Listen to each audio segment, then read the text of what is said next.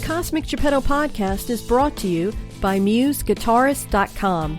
For help creating your own amazing music, from advice, production, or awesome guitar work, contact Brad Hewitt at admin@MuseGuitarist.com or visit www.museguitarist.com.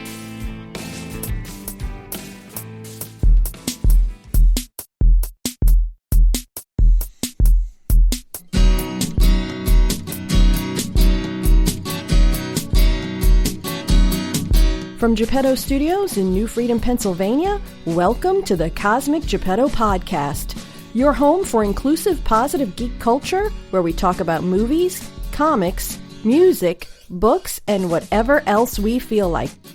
Please welcome your host. To be the podcast, you gotta beat the podcast. Woo! Brad Mendenhall.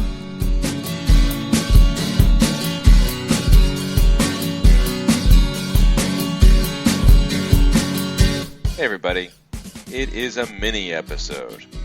Big news in the world of entertainment that we wanted to talk about. So Heather has returned. So without any further ado, let's welcome back Heather.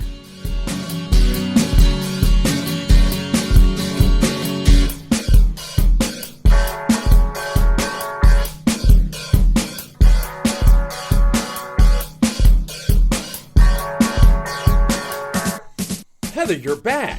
Yes, I'm back. It's been a while. It's been a little while. As we're recording this, I just released an episode late last night. But the news was too big, so we're just going to do a separate mini episode.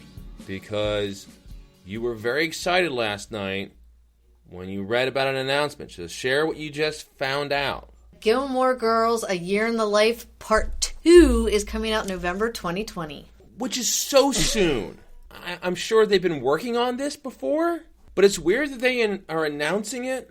Has there been any word that anything's written or anything's filmed? This is all new news. I haven't heard anything up until now. It's probably a pretty safe bet that scripts are written and contracts are signed, because they're not going to announce it without having Lauren Graham, Alexis Bledel, Scott Peterson. They said they're pretty sure those are the four that are a definite a go. As far as Logan, Lane, Kirk, all them, they don't know yet. They're not going to get Suki, you don't think? Not unless she does what she did the last time. Yeah, Melissa McCarthy, because that was a last-minute thing when they got her to do a cameo. Yeah, they were able to convince her to take time off of whatever she was working on to make a quick appearance and then go. Right. My memory of it is when you watched the Netflix miniseries A Year in the Life, you liked it well enough when you first saw it, but then when you sort of looked back, the more you thought about it and when you rewatched it, the less you liked it. Yeah, pretty much. I don't like the way they wrote them to all kind of fail. This is my understanding, my memory of it. Amy Sherman Palladino, and I know this, who was the creative force behind it. She's also the creative force behind Mrs. Maisel. The Amazon series has won all the awards. The something life of the Mrs. Maisel or something. I don't know. Right. I should know it, but I don't. She left the last season of Gilmore Girls, and you could tell. The writing wasn't as crisp. We've heard a bunch of interviews with actors on the show, and they basically, several of them said it was like they felt like they were just doing caricatures or mentally deficient versions of their characters that last season, because it has such a specific dialogue. When they did the first season of the first of the Netflix, and it was like 4 movies. Right, of the seasons of the year, summer, fall, spring, and winter. You were nervous you were going to forget a season. So it was these 4 movies written by Amy Sherman Palladino, and it was how long between the last season of the show and the reboot or the revival? It ended in 2007. Okay, so it was like over 10 years. Yep.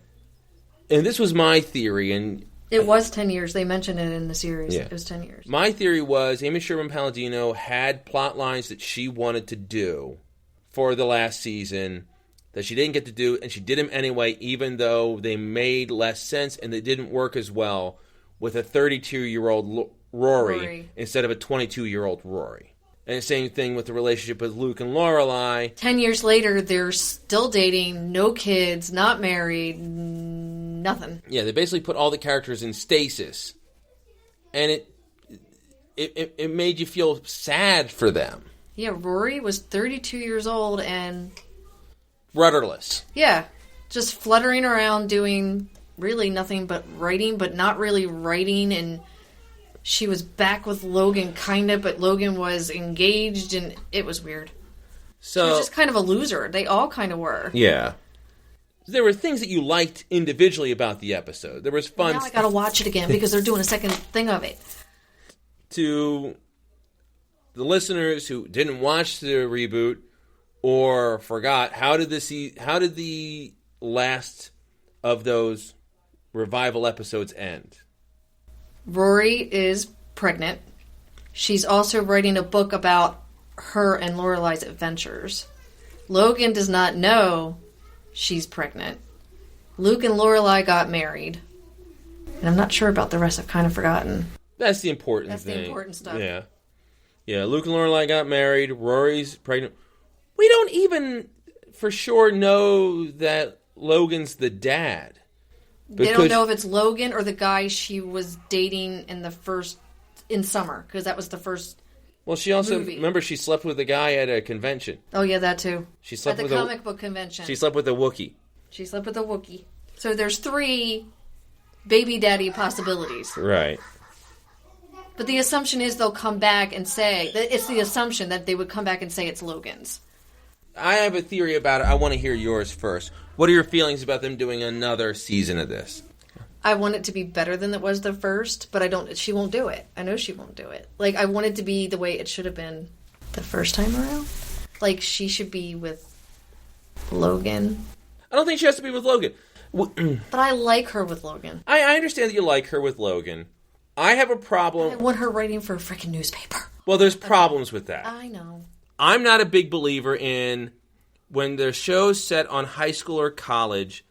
I'm not always in love with the idea of them ending up with their high school or college sweethearts. I don't know if it's particularly realistic. I find it a little trite. We talked about, you really liked the show Wonder Years. I didn't like Wonder Years that much. But what I did like is in the last episode, the entire run of Wonder Years was about Kevin and Winnie and how much he loved Winnie, and it was such a big relationship. And he loved her from when he was 8 years old, or however. But then the last episode, they graduated from high school. It's heavily implied they sleep together and they lose their virginity to each other. But then when their narrator, Daniel Stern, sort of wraps everything up and says what happens to people, he reveals that Winnie went to Europe and she married someone else and he married someone else. I liked that, where it was addressing the importance of the relationship. It was a big relationship, but it wasn't the end-all relationship.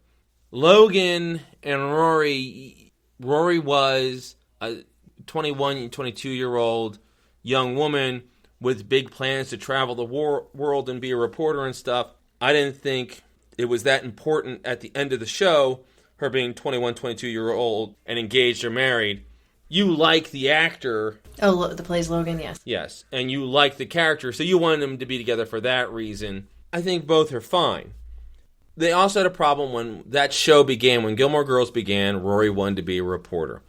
During the run of the show, news media died, and it's hard to become a reporter. It's hard to be a fresh-faced young woman or a young man coming out of college and becoming a reporter, because newspapers and magazines aren't really there anymore, and digital media isn't something that you can make a living at very well. The plans they had for Rory, basically they just picked a wrong career. It would be like if they decided she was going to be a software developer and was going to create this great website, and then the tech market crashes during the run of the show, which happened on Felicity, and then you turn it into a plot line. I have hope the next season of this revival could be better, because I think Amy Sherman-Palladino might have everything that she wanted to say out of her system. So instead of trying to do a make good on this lost season, she now can move forward and take the characters in directions they will go. And also, It's been, 2-3 years since that last season? Since the revival? It was 2017. Yeah. Here's a question for you. Will this new season be picking up right immediately where it left off? Like, the first thing we see is Rory 6 to 9 months pregnant and doing Lamaze classes? Or will it be 3 years later, 2020, and she has a 2-year-old kid? I'm actually okay with that. I'm a big fan of the storytelling technique called in media res, where you pick up partway through the story and then you fill in the viewer, the reader, whatever, through the dialogue. And I like that. So I'm okay with that. I think since it's no longer Amy Sherman-Palladino trying to fix what she felt went wrong with the TV show, there's a better chance of it being more enjoyable. I hope so, because I didn't like the first round. You did not.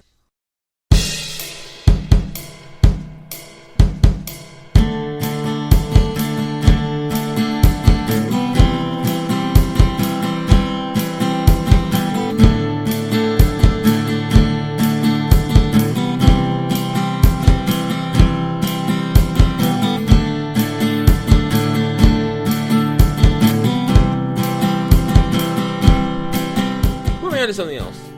You are stuck at home, as we all are. You have been a teacher for our 3 kids. We're stuck in the house. We are all quarantined. What have you been doing to keep yourself entertained during this time? When the kids are driving me crazy with homework. Yes. I guess you could say 90s teen drama. Dawson's Creek, Felicity, 90210, Degrassi. A little bit of Law and Order, but that has nothing to do with teen drama. So, Survivor. You've been making an effort to enjoy the shows that you enjoyed when you were 16 to 24. Yes. Which is nice. It's nice that those shows are on. What's funny is I watched you watch Dawson's Creek. You don't like that show like you did when it was on. No. It drove me crazy. I can't say I hated it. It was just getting on my nerves. The more I watched it, the more annoyed I got. 2 possible theories. I want to see which one of them you think might hold water. Maybe they both do, maybe they both don't. One is Dawson's Creek was not really well developed to be binged. So that show, it was sort of relied on hangovers, on cliffhangers, and also sort of relied, and it had so much purple prose and big dialogue, and which was always a criticism of the show. But when you watch it once a week, might not be as bad, but if you watch 2-3 episodes in a row with them talking like that, it can become insufferable. My other theory is, when you start watching that, you were roughly the same age, maybe a few. They graduated the same year I did. Oh, they graduated the same. So when you're watching it and you're their age, it's nice because it's about kids who are really smart, even though people don't understand them. So you relate to them because it's like, well, I'm smart, nobody understands me. And now that you're older, and you and I are old enough to theoretically be the parents of the kids in the show. Not really, because they were all way too old for the roles. But now you just look at them, it's like, you little dumbasses. So, what do you think? Why you don't enjoy it as much this time? I think I'm too old for it. Yeah. You just look at them and like, you dumb shits. Pretty much. Yeah. Yep. I just I'm not their age anymore, so it just comes across as silly. And they talk like professors, and I'm like, you're 16. Not only are they 16-year-olds talking like English professors, but they're not supposed to be, some of them aren't even supposed to be particularly bright 16-year-olds. It's not like they're all the valedictorians of their school. One of the characters who talks like an Ivy League philosophy major barely graduates because he's so dumb. It's like, well, if you're dumb, talk like a dumb guy. All right, so you've been watching old 80s, 90s teen dramas. Like I said, a little bit of Law and Order. I'm looking for new shows. There's so much Law and Order. It's hard to miss any of those shows. Somebody keeps telling me I should watch Joey's playlist, so I thought about doing that next, but there's not much to binge because it's new. Yeah. All right, Heather, thank you so much. Thank you.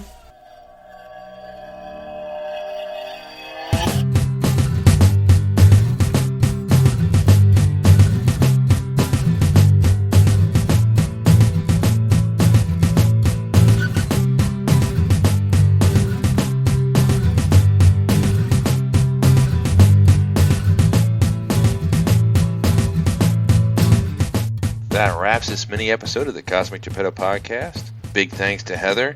She doesn't come on too often, and it's always great when she does join the fun.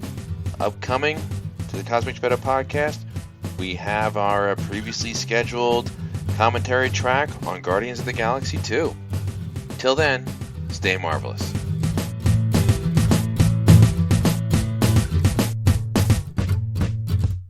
Subscribe to the Cosmic Geppetto podcast on iTunes, Stitcher, or wherever quality podcasts can be found. Rate and review us while there. Follow us on Twitter at CosmicGPod, and we will follow you back. Unless you're a jerk. We don't follow jerks. Like us on Facebook at facebook.com/Cosmic Geppetto. We love hearing your ideas for upcoming episodes. Email us at cosmicgeppetto@comcast.net.